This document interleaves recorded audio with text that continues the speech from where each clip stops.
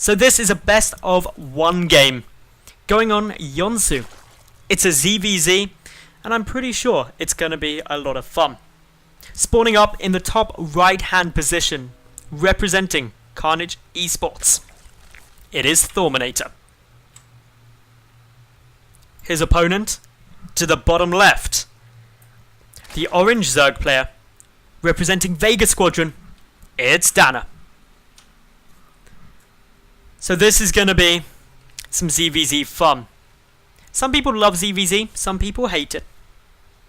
I personally love watching it, hate playing it. But it's certainly going to be exciting because there's just so many things that can go on now in ZvZ. There's still the Zergling Baneling phase, just as there always was. Then there's the heavy roach phase, mutaplay is still possible. And you can just get a lot of varying strategies, especially in the later game if roaches come out.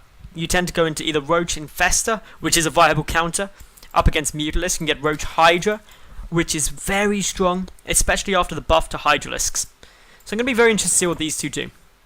Both opting for a 15 pull there, so nice and early. Grabbing it down there, and not too much else really to talk about. This is a very normal timing of a spawning pool. Economically, it works out pretty much the same as going hatchery first, and that's due to getting the queen out sooner. And by getting the queen out sooner, you get the inject faster and therefore more lava, and so it makes up the difference of not going hatch first. And as long as you expand straight away, as both of these two are doing, you don't lose much economically. But you do gain a lot of safety in addition to that extra inject from the fact that you've got a queen down really early on, so that's always important. Queens in production, these two really neck and neck at the moment. Slight divergence from the exact same build now, as we've got two lings coming down from Thorminator, whereas DaNa opting just to squeeze that extra drone. Should be fine for DaNa. These two lings won't be able to do too much, especially with just a queen now. Queens are going to be able to stop it. DaNa also now getting the lings, so actually DaNa played a slightly greedy game. Fractional risk, but it gives a fractional reward too, being one drone up. Economically speaking, it makes a tiny difference, but tiny differences are going to get you an advantage in a mirror matchup, and that's what you really got to be looking for. Gases, or gas being taken out by Thorminator. Meanwhile, DaNa opting to stay gasless for the time being.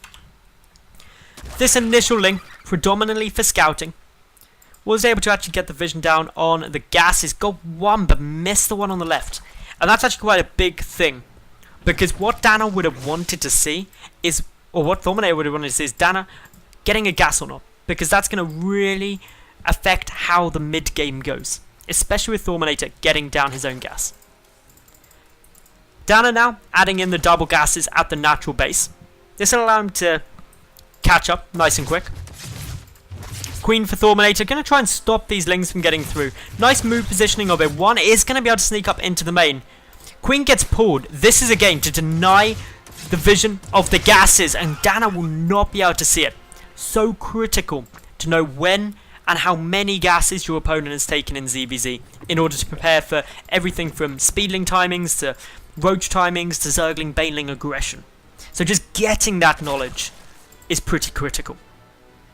Roach Warren coming down for DaNa, as well as the Spine Crawler, so getting a very defensive position at the moment, especially with the 4 queens out.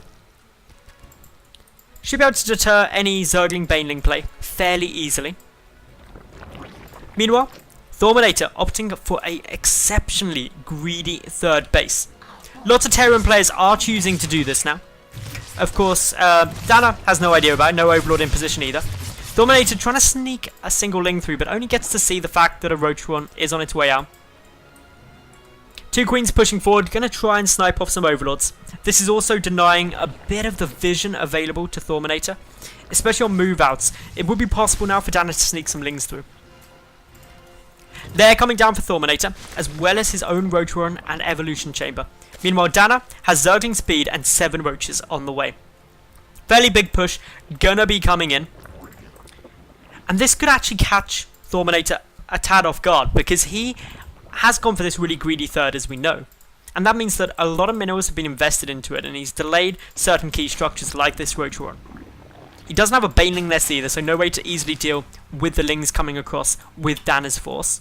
Both players will have Zergling speed though. DaNa committing heavily to this, a lot of Lings following it up. Thorminator is going to scout the roaches early though. Tries to back away, loses a couple of Lings in the process. Roaches, if they do get caught out of position, can run into trouble, but DaNa, with Zergling speed, is able to close up that nice and fast. 9 roaches being built as an emergency defense from Thorminator at the moment. The army supplies just favouring DaNa. Couple of drones going to go down here. The roaches will trickle out at different bases, and this means that DaNa will have the better numbers assaulting the natural base. Thorminator attempting to pull back, but DaNa looking to be in a very good spot at the moment. Picking apart a couple of drones, 9, 10 already killed.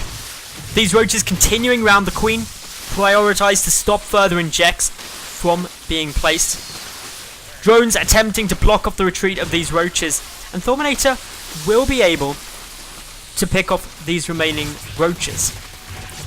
But at what cost? He has lost 19 workers now.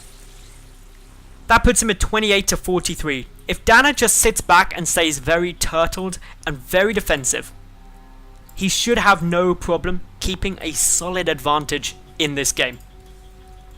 DaNa now amassing a lot more roaches and a lot more Lings ready to defend against the counterattack. And the way DaNa maintains this advantage is to not lose much in this trade. Behind this, Thorminator pumping out a lot of drones, able to take out a couple of queens, but he's not going to be able to kill any drones, and that means DaNa hasn't had to invest too much. So both players have traded an army. The big difference is DaNa traded an army for obviously a lot of drones, whereas Thorminator didn't do that. And Thorminator knows he isn't going to be able to catch up from that. GG, well played, and DaNa takes the game and advances forward into the next round.